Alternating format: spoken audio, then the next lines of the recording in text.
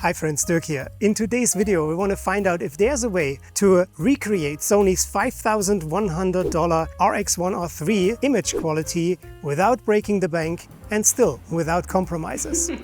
Since Sony decided to glue a Zeiss 35mm f2 lens onto the camera body, for this challenge I picked the Sigma 35mm f2. It is a full-frame autofocus lens available for Sony E and also L-Mount cameras, and I mounted it to my Lumix S9. Now if you say, Dirk, this is just a 24 megapixel camera, then I have to stop you right there, because we can and will create 96 megapixel high resolution images with this combination. To set the right mood for this location, I selected the picture profile Leica Monochrome. It simply has this special character and look that I think is perfect for today's shoot.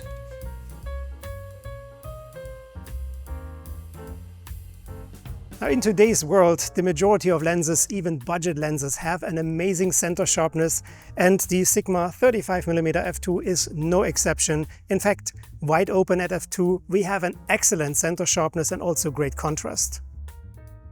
The corners are a bit soft, but it's just a little bit, and to get the perfect sharpness and contrast, we have to stop it down to f4, f5.6. And this is also our f-stop in order to get rid of all the vignetting. However, the test shot makes it look worse than it is in real-world photos, because these images are exactly as I wanted them to come out.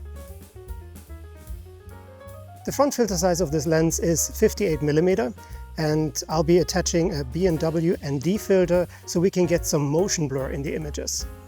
Okay, dabei.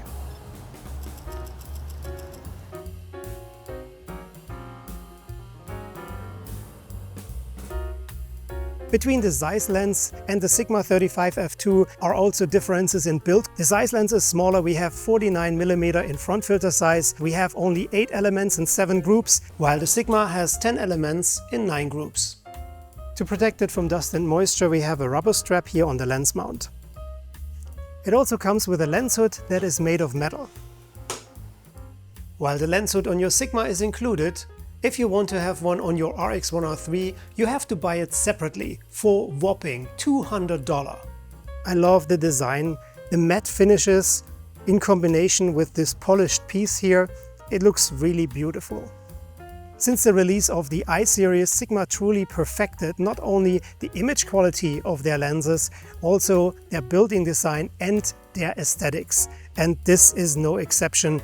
This lens looks simply beautiful. It's also available in black if you prefer that, but I thought that silver with the blue body is just a gorgeous combination. We have an aperture ring that makes a clicking sound, an AF/MF switch right here, and a very buttery, smooth-going focus ring. When it comes to bokeh, both lenses perform very similar. The bokeh balls get a little bit cat-eye-ish on the edges and they're beautiful in the center. When we're taking a closer look, there's quite some color fringing surrounding the bokeh balls of the Zeiss lens. Although it's better on the Sigma, still in high contrast out of focus areas we have some chromatic aberrations to deal with. The minimum focusing distance is also different in both lenses. While officially the Zeiss lens has a minimum focusing distance of 30 cm, the RX1R III has a macro mode and we can get as close as 20 cm. This gives us a better magnification compared to the Sigma with its 27 cm minimum focusing distance. The magnification is here 0.18. I still think you can get close enough, and for me that's more than sufficient. So for me, this combination of a small compact lens and a small camera body was perfect, and I truly enjoyed shooting with it. So it's not really intrusive, it's not in your face or in anyone's face, and you can take it anywhere, even in places where professional cameras would be not allowed. But don't get me wrong, I asked for permission here in the Museum of Art and they allowed me to take pictures inside.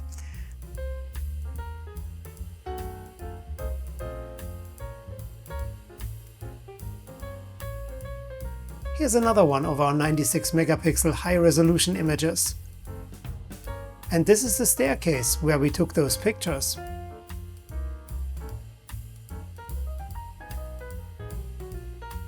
Although the Sigma 35mm f2 suffers from a bit focus breathing, The focus in general is super confident and I didn't have any issues, neither in photo mode nor in video mode. The focus is quiet and has the right speed to achieve such a cinematic look. The overall image quality coming from this Sigma 35mm f2 is excellent.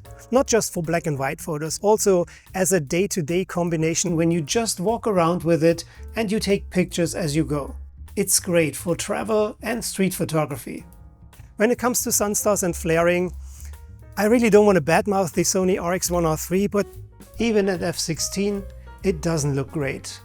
Compared to the Sigma 35mm f2. These are the sunstars at f16. What a difference, right?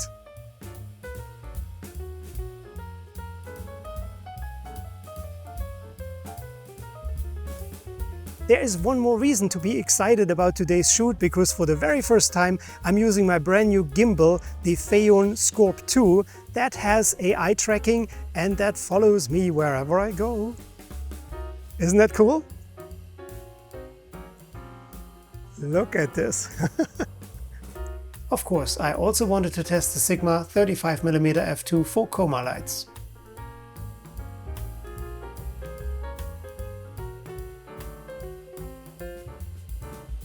The Preview made a great review about the Sony RX1R III, and if you're interested, I'll leave a link in the description below. The Sigma 35mm f2 currently retails at $719. So if you attach this to a Sony a7C Mark II, if you attach this to a Sony a7C R, or like me on a Lumix S9, then you definitely win in flexibility, image quality, and also big time in price. The Lumix S9 is sometimes on sale for $1,300. Pair this with a $700 lens and you have a perfect combination for $2,000 versus $5,100 on the RX1R III. And for those who are still focused on the 61 megapixel of the RX1R III, well, first of all, a Sony a7C R has 61 megapixel. Secondly, when do you ever need that? Even in my time as a professional photographer, when I was shooting editorials for magazines or billboards, I got away with only 24 megapixels. Because let's be frank, the majority of photographers is shooting for online content or social media, and therefore even 6 megapixels would be sufficient. Of course, 61 megapixels allow you to zoom in, to crop into the image. Do you really need this, and how often do you need this? Believe me, although I have the option here to create a high-res 96 megapixel image, the majority of the time I don't do it, because I don't need it. For everyday's work, for everyday's life, 24 megapixels are more than sufficient. I truly hope I was able to give you a good impression and overview of the Sigma 35mm f2. If so, leave a thumbs up and hit the subscribe button. By the way, YouTube thinks you should watch this video here next. Till the next time, stay safe, stay tuned, and take care. Bye for now.